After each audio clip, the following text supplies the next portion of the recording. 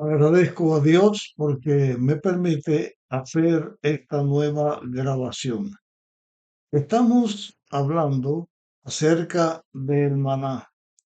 Hemos estudiado, hemos analizado casi todo lo que vamos a hablar en el capítulo 16 del libro de Éxodo. Ya lo hemos analizado, queda alguna cosita que volveremos a ello. Ahora vamos leer lo que está escrito al respecto de este tema en el Salmo 78. El Salmo 78 fue escrito por Asaf, uno de los salmistas. Los salmos son los himnos, eran los temas que se mencionaban y se cantaban, eran oraciones que se le daban a Dios como una alabanza, como un canto de la adoración.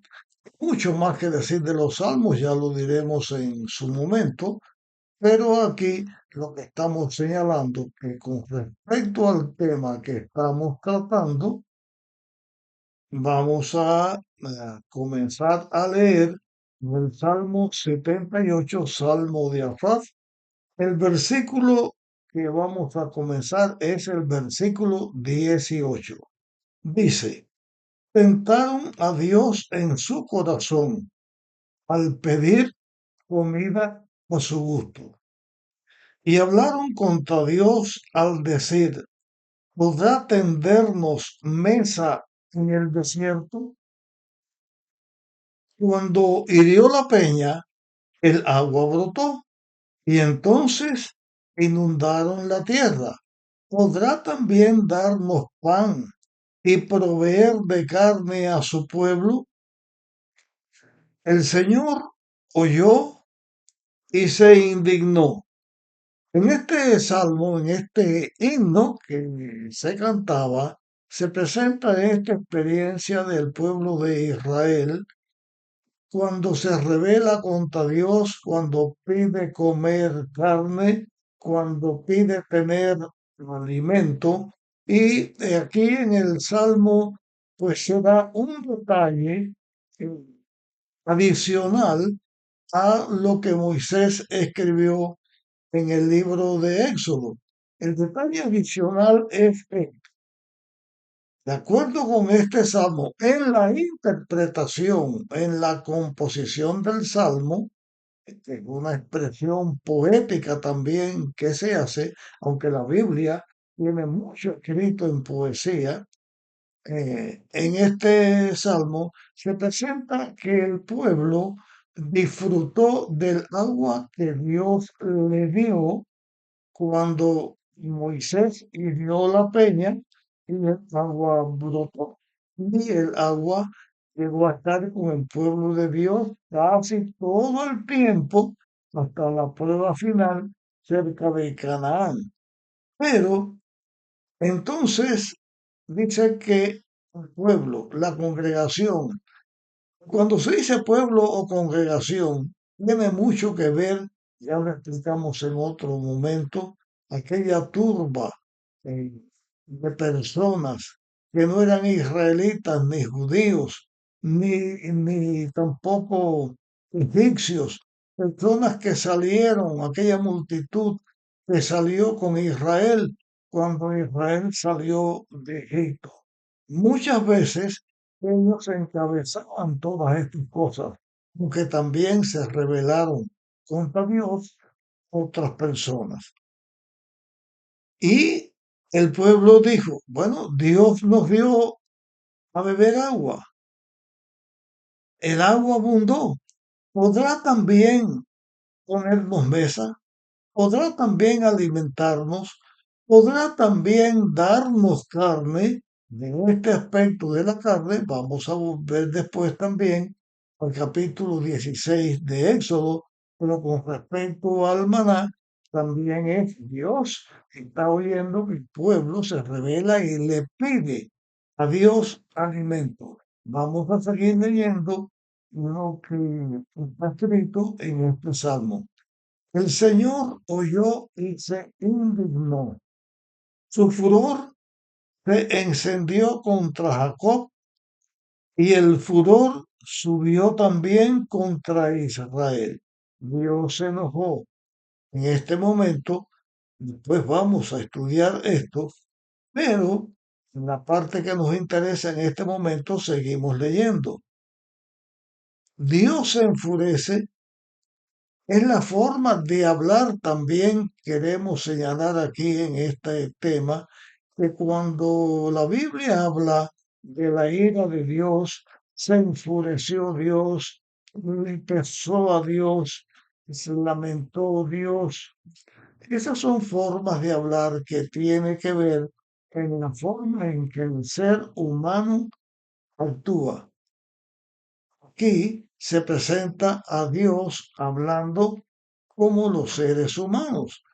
Y en la Biblia se escribe así para que nosotros podamos entender el mensaje que Dios nos está dando.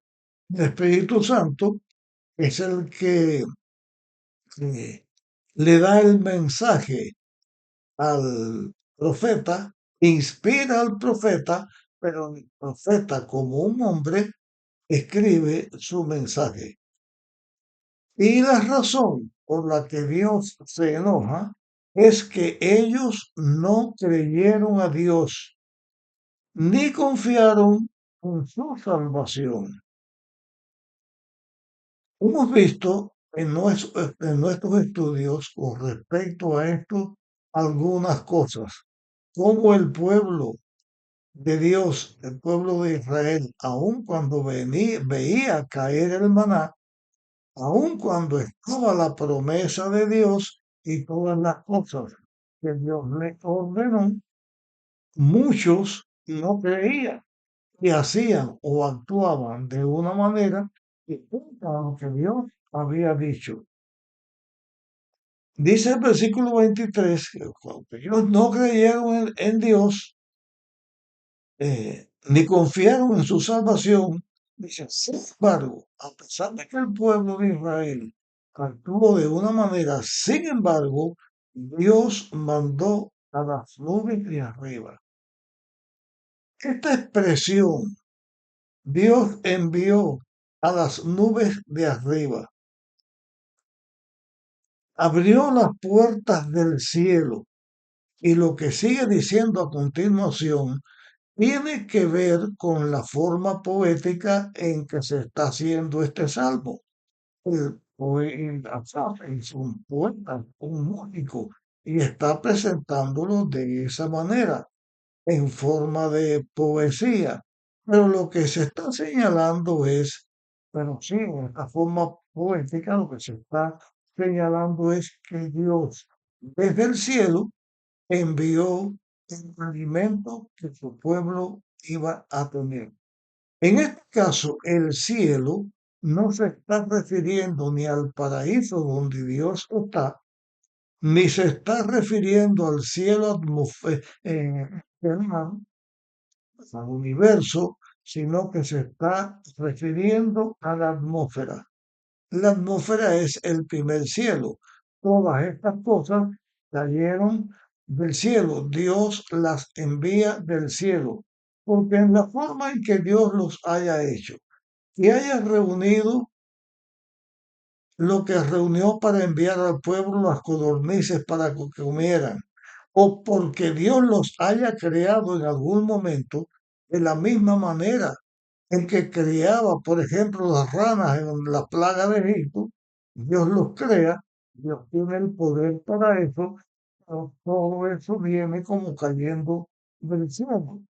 Y el versículo 24 dice, e hizo llover sobre ellos maná para que comieran. Dice, trigo del cielo les dio. En esta forma poética, Dios dice que les envió maná para que comieran. Trigo del cielo le dio. Si hace una comparación, se hace una comparación porque en la tierra es donde se siembra el trigo. El trigo es un grano, un cereal, y así como el arroz, como la cebada, como el millo, el trigo se siembra. En esta forma poética lo que se está diciendo es que Dios mandó trigo del cielo. Quiere decir que lo que Dios mandó, el maná, no se sabe. La Biblia no dice de qué material estaba compuesto, pero sí está diciendo que Dios lo envió desde el cielo. De las cosas que los israelitas pidieron para comer, uno tiene que ver con la carne, que lo veremos más adelante, y la otra tiene que ver con el maná, eso que Dios hizo que cayera, con lo cual alimentó al pueblo de Dios por casi 40 años y de lo cual hemos estado hablando hasta este momento. Poéticamente, Asaf dice que Dios envió del cielo este trigo. No era trigo. La Biblia no dice qué composición tenía, pero lo que sí dice es que en vez de ser producto de la tierra, es producto del cielo. O sea, un milagro que Dios hace para alimentar a su pueblo. En el versículo 25 también el salmista Asaf continúa con su verso, con este salmo en su forma poética, hablando de la experiencia del maná. Dice, voy a leer el 24 otra vez para enlazarlo con el 25. E hizo llover sobre ellos maná para que comiera. Trigo del cielo les dio. El hombre comió pan de ángeles, les envió comida hasta saciarlos. Así que dice que pan de ángeles les envió el maná para saciarlo. De eso hemos hablado, vamos a mencionar un poquito más adelante, pero quiero referirme a la expresión pan de ángeles comió el hombre, refiriéndose al maná. La Biblia no dice en ningún lugar qué alimento hizo Dios para que comieran los ángeles o las criaturas que Dios creó que estaban con él en el paraíso. Los seres que Dios creó que habitan otros mundos, también Dios le dio su alimentación. Al ser humano, Dios le dio su alimentación. La expresión pan de ángeles comió el hombre no quiere decir que los ángeles lo que tienen de comida es el maná, porque eso no está registrado, sino que en la poesía, en la forma bella de presentar esta experiencia del maná, de la misma manera que se dice trigo del cielo, no porque en el cielo se haya cosechado el trigo, sino porque es el alimento que Dios envía desde el cielo. El pan de ángeles significa que mediante el milagro de Dios, mediante la obra de Dios y de los ángeles que estaban al tanto de cuidar al pueblo de Israel, Dios alimenta a su pueblo, pero lo alimenta con una comida que no tiene que ver nada con nada de lo que el ser humano come normalmente. En toda la historia de la humanidad, el ser humano fue alimentado por Dios con un alimento, con un nutriente que vino del cielo como una escarcha que caía, que los israelitas eh, recogían y preparaban para comer, de lo cual estuvieron comiendo casi por 40 años, desde que salieron hasta que entraron en Canaán. Dios le dio este alimento de su gracia, de su poder, un alimento sobrenatural. En la Biblia se menciona ocasiones en que Dios alimentó a algún hijo suyo o a varios hijos suyos de distinta manera. Se mencionan como un alimento distinto, alimento natural que Dios le da al hombre para comer. Voy a referirme, por ejemplo, a el profeta Elías. Cuando Elías estaba en Sherif, Dios mandó a los cuervos que le daban pan y carne. Solo dice pan y carne. No explica otra cosa. Cuando Elías va a la viuda, que su masa, su harina, ya no iba a seguir ni su aceite, Dios alimenta a Elías, a la viuda y a su hijo con pan hecho de una harina que no escaseó, o sea, Dios la multiplicaba, y de un aceite que Dios lo produjo, también de una forma milagrosa. Cuando Elías salió huyendo y se echó a dormir debajo de un árbol, Dios lo alimentó por 2 ocasiones con una torta que le dio energía para caminar 40 días. Todo el tiempo de 40 días, Dios alimentó en esas ocasiones en una forma maravillosa al ser humano. También cuando Dios alimentó a través del profeta Eliseo a personas en grupos de 100, o a veces había un veneno en la olla y Dios lo limpiaba a través de Eliseo de una forma milagrosa, y los hijos de Dios comían. Cuando Jesús estuvo en la tierra, también alimentó a sus hijos o a personas que se reunieron con él, los alimentó de una forma milagrosa. Ya estuvimos estudiando cuando la muchedumbre aquella se juntó y Jesús les habló que él era el verdadero pan que del cielo había venido. Con respecto al maná, también en estas ocasiones Dios alimenta a sus hijos de una forma milagrosa.